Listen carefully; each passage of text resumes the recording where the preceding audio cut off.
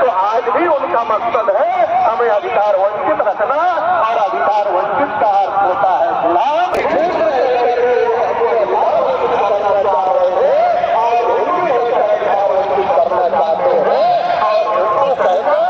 बामसेप का कार्रवाई से कहते हैं साथियों।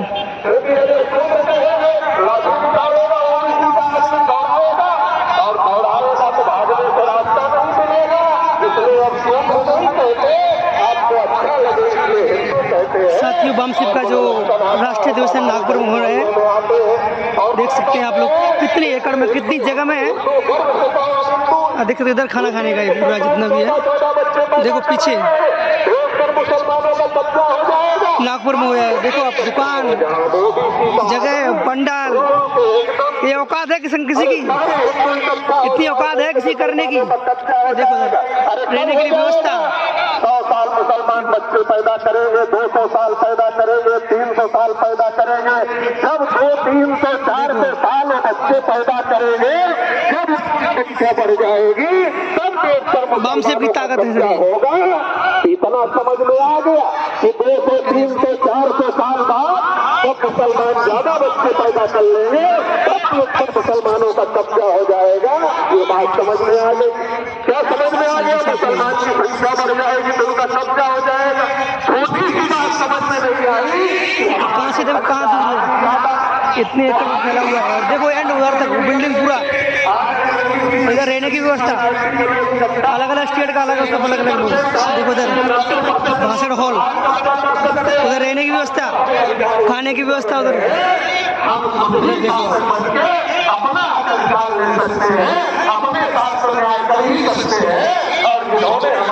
बामसेप साहब हमसे करोड़ों रुपए खर्चा होता है। चौधरी प्रकाश पटेल साहब राम मंदिर ग्राउंड है।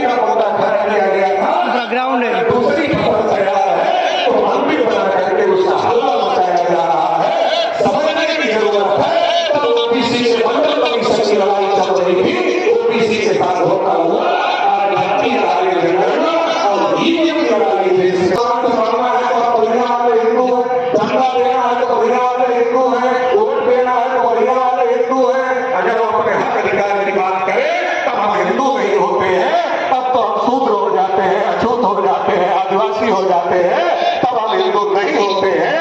ये जो साजिश देश में चल रही है, इस साजिश को भी अब पिछड़े वर्ग के लोगों को समझने की जरूरत है। और जिस राम मंदिर का ढिढोरा पीटा जा रहा है, अगर वाल्मीकि रामायण पढ़ो तो वाल्मीकि रामायण में एक पात्र है शंभू पद एक चैप्टर है, आप पढ़ो शंभू कौन थे। वाल्मीकि रामायण की भाषा में शंभू शूद्र थे, और आज की संवैधानिक भाषा में जिनको ब्राह्मणों ने शूद्र बनाया वही ओबीसी वर्ग के लोग हैं। इसका मतलब शंभू कोई और नहीं थे, वो ओबीसी थे।